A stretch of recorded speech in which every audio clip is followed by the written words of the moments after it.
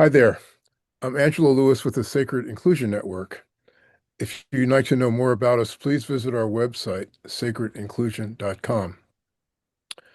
I'm here with my old friend and collaborator, Jim Paisner, who's going to be talking about Braver Angels in preparation for a workshop his organization is going to be leading for our Sacred Inclusion Network in a few weeks. Jim, welcome to the podcast. It's wonderful to be here. We're old friends in both meanings of those words, as in we're old and we've been friends for a long, long time. Yes, a long time. So, Jim, I think an appropriate place to start is for you to tell me about this organization called Braver Angels and what it does. Yeah, sure. I'm happy to, Angelo. Um, Braver Angels was founded by a group of Republicans and Democrats, liberals and conservatives. Within Braver Angels, we use the terms red and blue after the 2016 election. They were concerned about what they saw as a growing polarization in American politics. So the idea was to bring reds and blues together in dialogue. And it isn't about changing minds. This is not a political debating society, but mostly to listen and perhaps even to find common ground. And maybe not in policy, but very often in values and concerns about the issues in the US. Um, okay, So, Jim, you've been at this for a while, and if the thing is as good as you claim it is, it must have had some impact on you. And I wonder how your involvement with Braver Angels has sort of changed your ability to talk to people on the quote other side of things. yeah, thank you for that question. It's actually a question that came up last night in a program I was involved in with one of the founders of Braver Angels, Bill Doherty. Um, he is a professor and an expert in family relations, family therapy, and the some of the skills that we teach in the workshops are based on ones in family therapy, communication skills.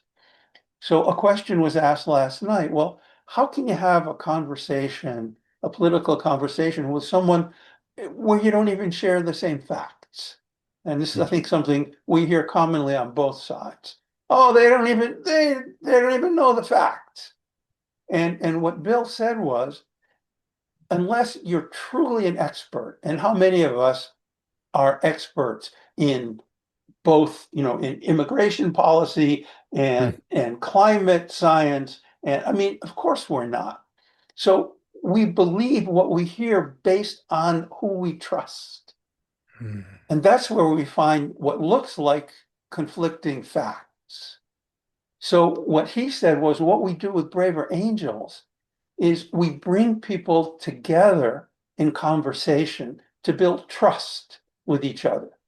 Again, as I said earlier, not to change minds necessarily, but once we start to have trust, personal connection with someone with another political view, then maybe there's a pathway to finding people we both can trust to listen to. And so practically what that's meant for me is I don't only listen or watch or read um, people in my political silo. I make a point of seeing, can I find people on the other political side who make points that, might interest me? And what does that feel like in your body? I'm asking because if I encounter, and I'm just going to be real Yeah. here, if I Hmm. encounter a Trump supporter, which I'm not, Hmm. and that person starts mouthing off about, brown people should leave the country, I really have a reaction in my body. It's difficult for me to get to this neutral place of establishing trust Yeah. because it's just very difficult. And Well, okay, Angela, I'm going to answer the opposite of that okay, in the sense that what I find is when a connection, when I experience a connection, again, it won't be a connection of policy, but a connection of values, right? Um, Kind of the most deeply human things, who we are, what we are as humans, what's important to us. Um, then I feel a warmth in my heart. Like, yes, all right, we disagree. And on one level, I think they're wrong. And yet I also can appreciate them as human beings. Mm. Um, and so, yeah, I'm not denying that I have reactions. You know, one thing we say in Braver Angels, bring your strongly held political beliefs. This is not in any way about somehow forging a mushy middle policy. It's much more about listening, as I've said, and then perhaps finding common values at a deeper level. Maybe you could say a more heart level than the specific details of a policy. You know what that makes me think of? Maybe this is a little bit of a tangent, but you know, we're both fathers, and when I would congregate around the parents of other parents when I was growing up, these are people I would probably not even talk to in my silo. But because we had children in common, it was easy for the heart-to-heart connection to come about. It wasn't really about what you look like, whether you smoke or Right. not, or anything like that. It's Mhm. just we both have kids together. So it's easy for us to just be humans together. Sure. That brings to mind something like when there are local climate disasters, fires or floods. Yeah, The people who exactly. help, they don't knock on the door and say, "Excuse me, are you a Republican?" And, oh, well, no, you voted. Oh, no, I'm not going to save you. Of course not. They come from that deep human place that we all share. Now, I know a little bit about your background. I know that you were involved with Common Cause, and Mhm. I'm wondering if you see this as a sort of an extension of that, or how did the evolution come for you? Well, thank you for that. Just sometimes it's helpful to reflect on our own history. Yes. We kind of take it for granted. But I became involved in Common Cause back in the mid 1990s. My father had been chair of Common Cause Massachusetts, and I eventually took the same role. And at that time, Common Cause was truly bipartisan. We had, national level Democrats and Republicans from administrative experience, from legislative experience, and looking, yes, to find common ground. Um, so that, that I did that for some years. And then when I heard about Braver Angels shortly after the 2016 election, it resonated for me. Yeah, we need to do more maybe, or something different than what we've, a way to say, we seem to have lost the skill to talk to each other. So let's see if we can teach how to talk to each other. And in the Braver Angels workshops, that's what we strive to do. In our core workshops, we teach listening skills and communication skills. Now, before we started talking, you told me that Common Cause a little bit has changed its focus and become, in effect, a more liberal organization. That's my word, not yours. But you said something similar. And that leads me to ask you, what do you think it's about this time that's creating this greater polarization? In my mind, in my history, it seems like this it's just it's as big as it's ever been in my life. It absolutely, and there's a scholar at one of the local universities here in North Carolina whose expertise is political polarization.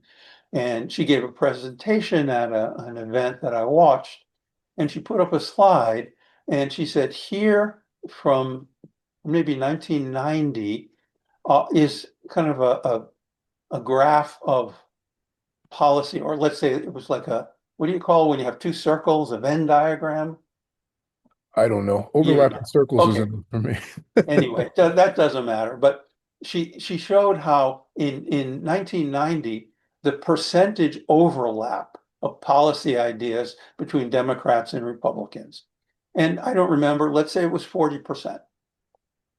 Um, so that, and then she showed a similar graph from, 2016 or 2020, and it was down to like 2%. Wow. So we're faced with a situation where there isn't policy overlap. And so how do we approach communication where on the face of it, there's nothing we agree with? Well, it's, as I was saying earlier, kind of going deeper, Hmm. finding values that we could share and talk about. One of things you sent me one of the questions you sent me to think about was something that influenced me strongly. Like kind of a peak experience moderating, facilitating Braver Angels workshops. And for me, that's in a workshop we call Red Blue, where we have a even number of people who are self-described liberal and conservative, and seeing how at the beginning of the workshop, they're kind of wary of each other. And by the end, they're just chatting like old friends. And, are they talking about immigration policy, chatting as old friends? No. But they're talking about the everyday human things about their kids or grandkids or the town they live in or the sports team they follow. And so they've found common ground. And as I said earlier, once people can find common ground, then maybe there's the possibility going forward of finding common ground politically as well. I want to go back to the overlapping circles or Venn Yeah. diagrams or whatever they are. And I'm just curious as to your thoughts as to the cause of this increased polarization. Yeah, you asked that and I didn't answer. I acknowledge that there was increased polarization, keeping me on task, Angelo. Um, I don't know. It's just a question that interests me. It just I, seems maybe there's more complexity, maybe there's just more information. I don't know. I don't have an answer. as we're taught to say when we don't know the answer, Angelo, that's a very good question.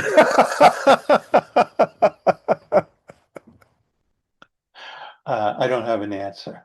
Um, it's enough for me that I know it's there, and I believe that the work I'm doing with Braver Angels is helping to Yeah. address that. Um, You've been doing this for a while, and I know you must have had challenging participants or challenging situations. And please tell me about some of your most challenging situations and what happened that maybe made them less challenging. well, just a little background for that. In addition to moderating workshops, I'm also on the moderator training team, and we do just that. Training workshops, training moderators, and qualifying moderators. And one of the topics that comes up is, what do I do if someone does this or does that? And Bill Doherty, who I already mentioned, he's really the creator of the core workshops. And so, yes, we teach moderator strategies if someone's disruptive, if someone's talking. And yet such disruptions are extremely rare. I haven't seen one, and I've moderated dozens of workshops. Part of that is because we have ground rules that we present in the beginning, and we ask people to agree. And so if we start to see some of that, we'll say, these were our ground rules. Um, what I have had happen, this is one of my favorite ones, actually. It's not a big deal, but occasionally in an in-person workshop, two people will be chatting while I'm presenting material or while other people are speaking.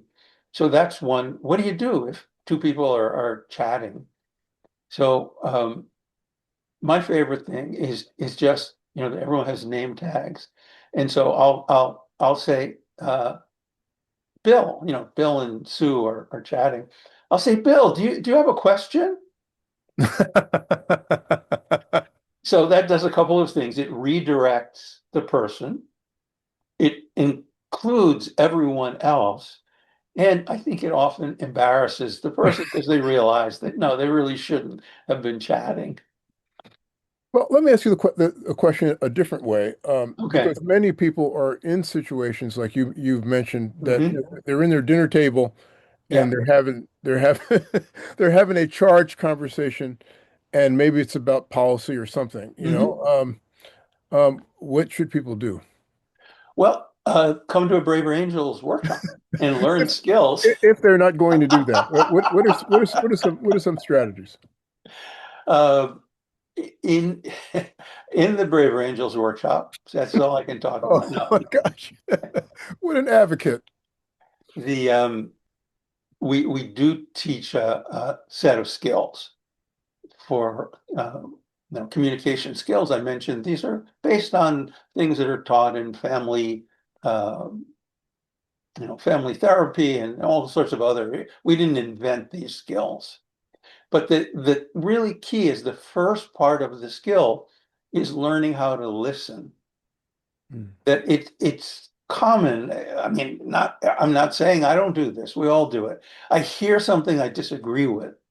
And before the person has even finished speaking, I'm already formulating, my response. No, that's not. All right. Well, guess what? If the person speaks and what they hear from me is you're wrong, are they going to be likely to listen to me? No, they're going to back up and, tighten up. So the first thing we teach is just to listen. And, we play around with ways to do that. And then the next thing is just to show the person that we heard them. And so, there are ways to do that, just acknowledging what they said. So, Mm. Angelo, it sounds like you think that immigration is one of the most important issues. And, after you've spoken passionately about it, and you might come back and say, Jim, that's right. So you see that I heard you, right? Um, and then a kind of this one is sort of a trick, and I find myself using it not just in political conversations, but all the time. And we call it pivot, which means after I've listened and I've let you know that I heard you, then sometimes in so many words, I'll say, so Angelo, are you interested in hearing how I think about this? No. Well, actually, occasionally, not politically, but in other areas, I say, so would you like me to see? And they go, no, it's not important. All right, that's fine. And what that means is now the other person has put themselves into a listening mode. Mm, And mm, then I go ahead and express myself. mm. Um, so it's sort of that kind of a process. And again, did we invent that? I mean, in a sense, it's common sense, and yet it isn't what most of us do. Um, and for example, in one of the workshops, not the one we're going to be doing, um, we for listening, we have a list of conservative values and concerns and liberal values and concerns. And we ask the participants just to listen to them Mm. and see, you might be surprised. You might find yourself agreeing with some of those values or concerns. Um, and that's, that if we find something we agree with and what the person says, sure, we can acknowledge that as well. But that kind of process seems to lead to a connection. You know, both parties feel heard. They maybe found some kind of common common ground, common values, um, and maybe come away from it a little less angry. You mentioned before we started doing this formal podcast thing that lately people in religious organizations have been coming to you and asking you to do Braver Angels type of activities. And I wonder what's your thought as to the reason for that? Yeah. Well, I mean, here's the Sacred Inclusion Network inviting Here we us go. to We're not a offer. religious organization now. Keep that out of it, but go ahead. Well, but see, Just I kidding. didn't just say religious, All my right, friend. all I right, said all right. religious and spiritually oriented. Yes, you did. Will you include? Yes, yes, we're in Thank you. that. Okay. Well, I was looking back at the last 10 or 12 workshops that I've moderated or debates that I've chaired locally. And almost all of them were invitations from religious or spiritual organizations. We notably, last spring, we conducted two red blue workshops I referenced earlier in two Catholic churches here in North Carolina, one on Saturday, one on Sunday. They're 15-minute drive apart. And Hmm. even a Catholic church, one was more conservative, one was more liberal. Hmm. Like for one of them, we had to work to get enough blues to match the number of reds. And in the other, we had to work to get enough reds to match the blues. That's amazing. Interesting. So what that tells me and what I've heard from religious leaders is they're aware of polarization within their own Hmm. community, within their own congregation.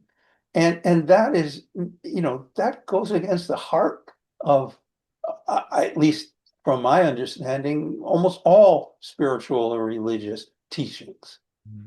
Um, and I think that's why we're being invited, because they're just, they're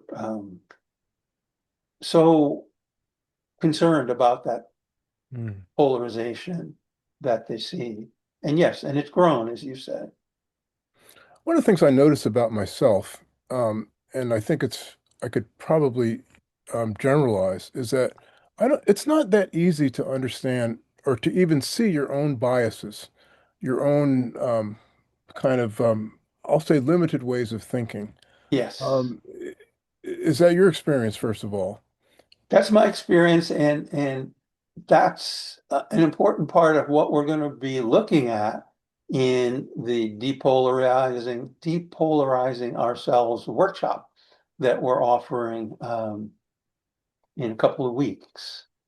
That first step is looking at ourselves Mhm. and seeing to what extent I'm polarizing. What do I mean by that?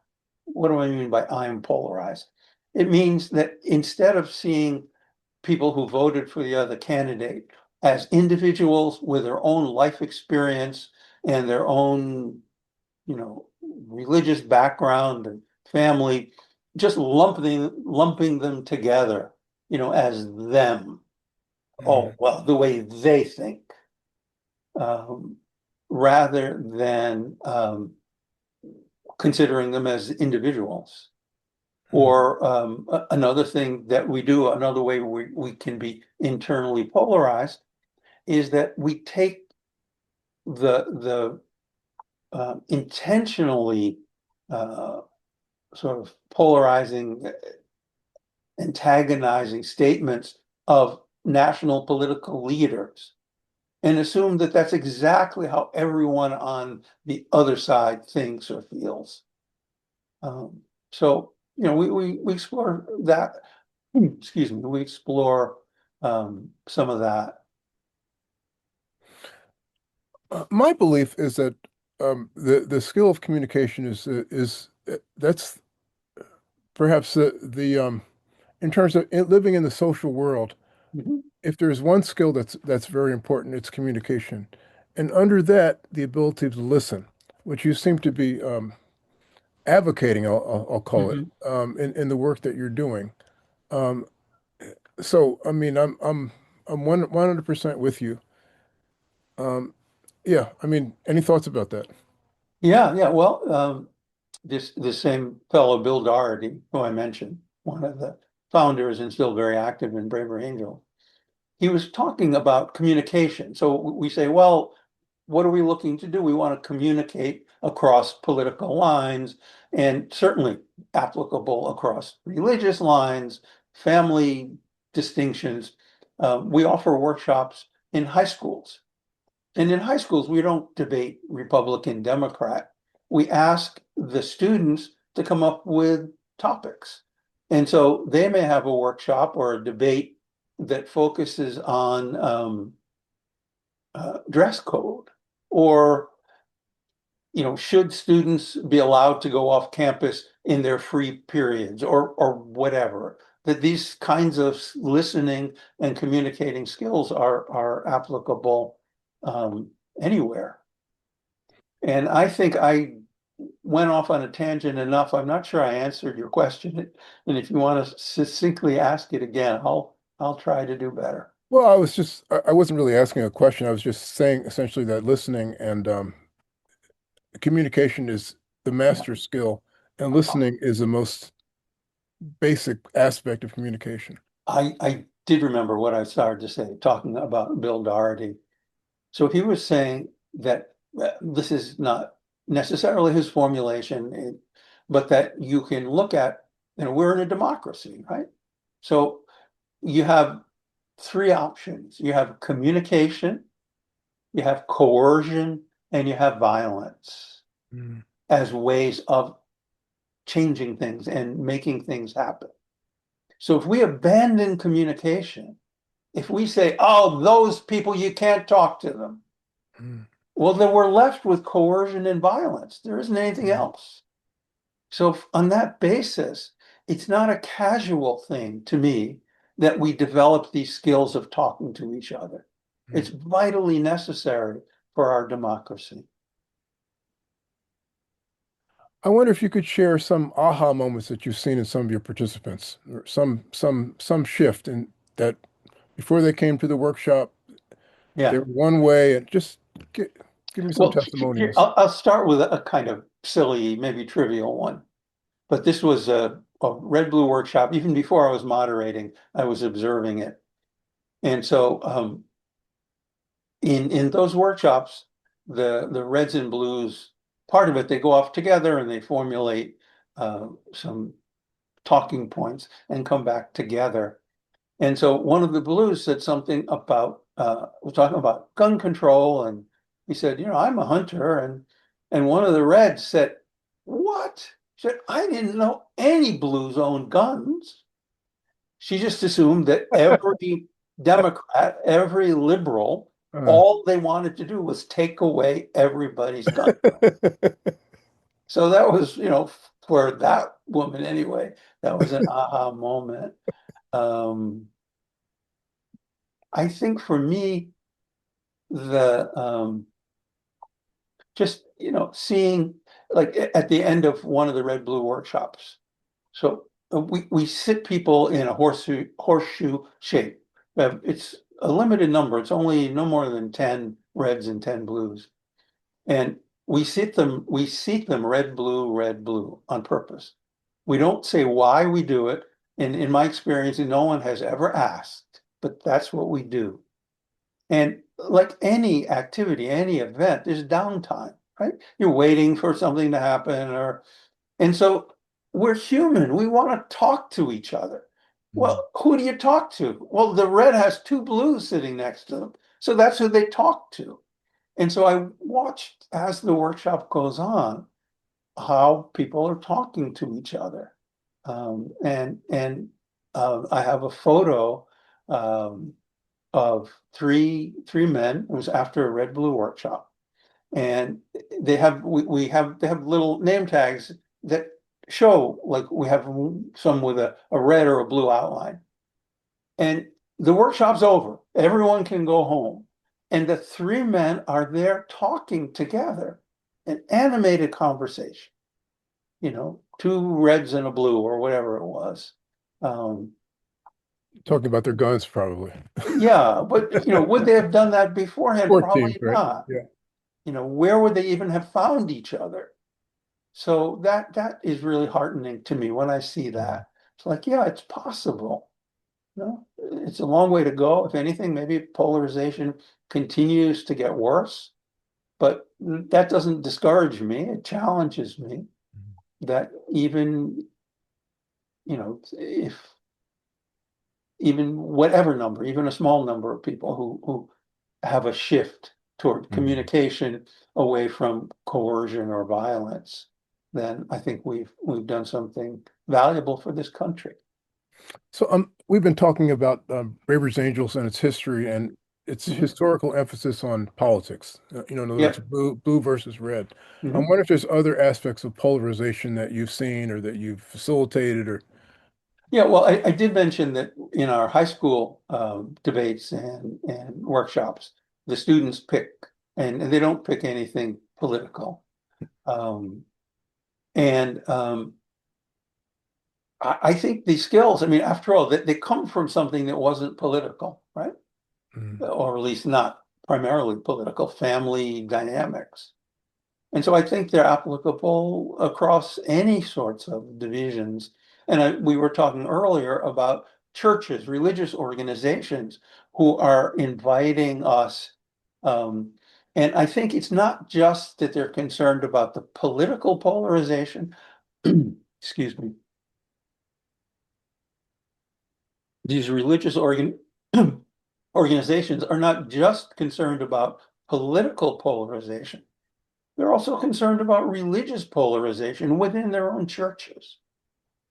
And so they're wanting to address sort of all of that as a piece. Um, and I also think, and this is not part of our workshops, but if, again, going back to what I said earlier, right? Communication, and if not communication, then coercion or violence.